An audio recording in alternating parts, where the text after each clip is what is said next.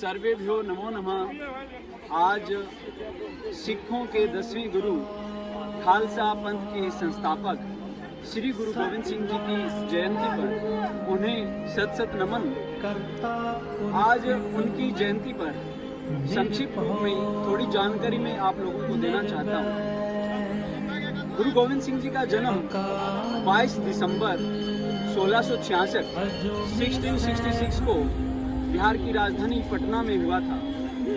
तारीख के हिसाब से तो 22 दिसंबर को उनका जन्म हुआ, लेकिन तिथि के अनुसार पौष मास के शुक्ल पक्ष की सप्तमी को उनका जन्म हुआ।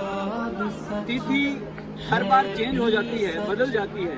तारीख के हिसाब से बात करें तो 22 दिसंबर को ही उनकी जयंती आती है। आज 29 दिसंबर 2022 को शुक्ल पक्ष की सप्तमी के दिन उनकी जयंती है और उनकी जयंती पर उनके जीवन के बारे में थोड़ा संक्षिप्त में आप लोगों को बताना चाहूँगा।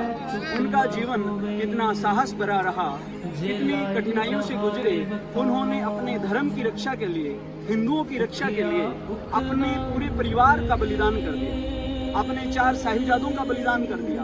अपने पिता सिखों के 9वें गुरु गुरु तेग बहादुर जी का भी बलिदान हो गया था अपने धर्म की रक्षा के लिए। तो उनके बारे में हम बात करते हैं। जैसे उनके जन्म के बारे में मैंने आपको बताया, 22 दिसंबर 1666 को बिहार के पटना में उनका जन्म होता है और जहां पर उनके पिता गुरु तेग बहादुर जी अपने जीवन के जो वर्ष गुजारते हैं, वहां पर आज हरिमंदिर साहिब श्री पटना आज वहाँ पर गुरुद्वारा बना हुआ है और हर साल लाखों की संख्या में सिख धर्म के अनुयायी और दूसरे धर्म के लोग भी वहाँ पर जाते हैं देखने के लिए।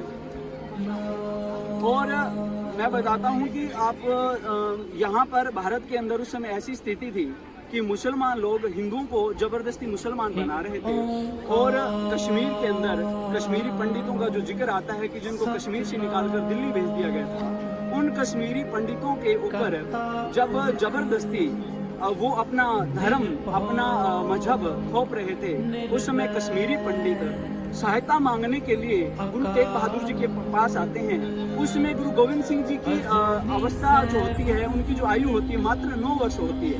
9 वर्ष की आयु में वो अपने पिताजी को कहते हैं कि इस दुनिया के अंदर हमारी नज़र में सबसे बड़े साहसी पुरुष आप ही हो और इनके धर्म की रक्षा के लिए आपको अगर बलिदान भी देना पड़े तो पिताजी आप बलिदान कर देना।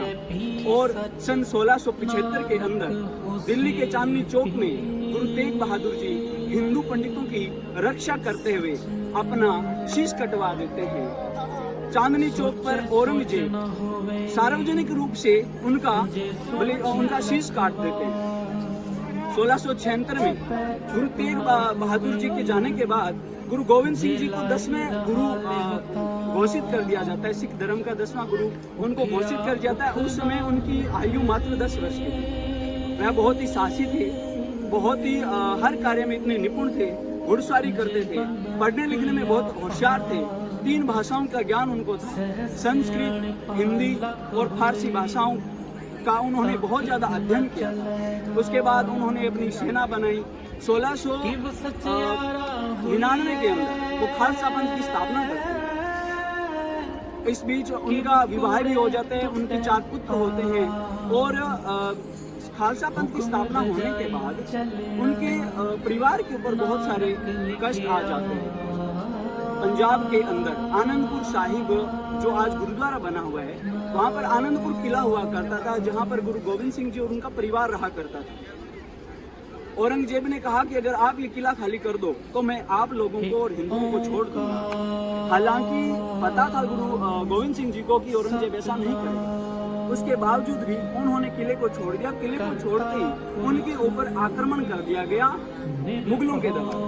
और जब सरसा नदी पार कर रहे थे तो उस समय उनका परिवार भी छूट जाता है। उनके 2 बड़े साहिबजादा अजीत सिंह और साहिबजादा जुझार सिंह गुरु गोविंद सिंह जी के साथ नदी पार करके चले जाते हैं और 2 छोटे साहिबजादा जोरावर सिंह और साहिबजादा फतेह सिंह अपने दादी गुजरी देवी जी के पास पीछे रह जाते हैं। और अगले दिन वह नदी पार करने के बाद जब चले जाते हैं तो अगले दिन चंपोर का युद्ध होता है, जिसके अंदर उनके दो बड़े साहिबजादे युद्ध में लड़ते लड़ते शहादत को प्राप्त हो जाते हैं, वीरगति को प्राप्त हो जाते हैं, और उन्होंने अपने धर्म की रक्षा के लिए, हिंदुओं की रक्षा के लिए अपना बलिदान दे दिया। और जो छोटे साहिबजादे अपनी दादी गुजरी देवी जी के साथ जो वहां पर गए थे, नदी के पार नहीं कर पाए थे, पीछे रह गए थे, वो उनकी दादी उनको रात भर जंगल के रास्ते से होते हुए उनको एक सुरक्षित जगह पे पहुंचाना चाहती थी। अगले दिन सुबह वो जंगल का रास्ता पार करके जब जाते हैं तो उनको उनका एक परिचित गंगू पंडित नाम से एक व्यक्ति मिलता है, जो उनको अपने घर में शरण देता है। और उसके बाद क्या, गंगू पंडित उनके साथ एक विश्वासघात करता है। विश्वासघात ये किया कि गंगू पंडित ने उनकी जो खबर थी कि हमारे घर में माता गुजरी देवी और उनके दो पोते छोटे साहिबजादे रुके हुए हैं, ये वहाँ के कोतवाल को दे दी, और कोतवाल ने उनको जाकर गिरफ्तार कर लिया। गंगू पंडित ने ऐसा क्यों किया? चंद पैसों के लालच में ऐसा किया क्योंकि माता गुजरी देवी छोटे साहिबजादों पर इनाम रखा हुआ था, और इनाम के चक्कर में उसने, इनाम के लालच में उसने यह खबर कोतवाल को दी। कोतवाल ने जाके छोटे साहिबजादे और माता गुजरी देवी को वहां से गिरफ्तार किया, और अगली सुबह सरहिंद पार करके मुगलों के नवाब वजीर खान को जाकर उनको सौंप देता है, और उनको रात भर ठंडे बुर्ज पर रखा जाता है। छोटे साहिबजादों को प्रताड़ित किया जाता है कि आप अपना धर्म बदलो, आप मुसलमान बनो, आपको बहुत सारी मोहरें देंगे, बहुत सारे उपहार आपको दिए जाएंगे। परंतु साहिबजादों ने यह कहकर इनकार कर दिया अपना धर्म बदलने से कि वो अपने धर्म से बहुत मोहब्बत करते हैं, प्रेम करते हैं, वो अपने धर्म में रहकर मरना पसंद करेंगे लेकिन धर्म नहीं बदलेंगे। अगले दिन वजीर खान एक फतवा जारी करता है, जिस फतवे में लिखा होता है कि इनको जिंदा दीवार में चिनवा दिया जाए। अगली सुबह दोनों छोटे साहिबजादों को भी जिंदा दीवार में चिनवा दिया जाता है, और छोटी सी अवस्था के अंदर उनके छोटे साहिबजादे भी और बड़े साहिबजादे भी, चारों पुत्रों ने अपने धर्म की रक्षा के लिए, हिंदुओं की रक्षा के लिए अपना बलिदान कर दिया। जिनके दादा इतने साहसी थे, इतने वीर योद्धा थे, अपने दादा से ये प्रेरणा लेकर के कि हमारे दादा ने भी हिंदुओं की रक्षा के लिए, अपने धर्म की रक्षा के लिए, इंसानियत की रक्षा के लिए अपना शीश कटवा लिया, तो हम भी ऐसा करेंगे। अगर हमारे शीश कटवाने से, हमारा बलिदान देने से अगर हिंदुओं की और हमारे धर्म की रक्षा होती है तो हम करने के लिए तैयार हैं। ऐसा एक संक्षेप में मैंने ये छोटी सी जानकारी बताई। ऐसे वीर योद्धा गुरु गोविंद सिंह जी रहे थे, जिन्होंने अपने धर्म की रक्षा के लिए अपने पूरे परिवार का बलिदान कर दिया। हमें उनके जीवन से यह सीख लेनी चाहिए, जहाँ धर्म की बात आती है वहाँ पर हमेशा अडिग रहना चाहिए। अपने धर्म की जहाँ बात आए वहाँ कभी समझौता नहीं करना चाहिए, अपने धर्म के साथ कभी खिलवाड़ नहीं होने देना चाहिए। इतना ही कहना चाहूँगा, और एक बार फिर से मैं गुरु गोविंद सिंह जी की जयंती पर उन्हें शत शत नमन करते हुए अपनी वाणी को विराम देता हूँ। धन्यवाद। जय हिंद, जय भारत, वंदे मातरम।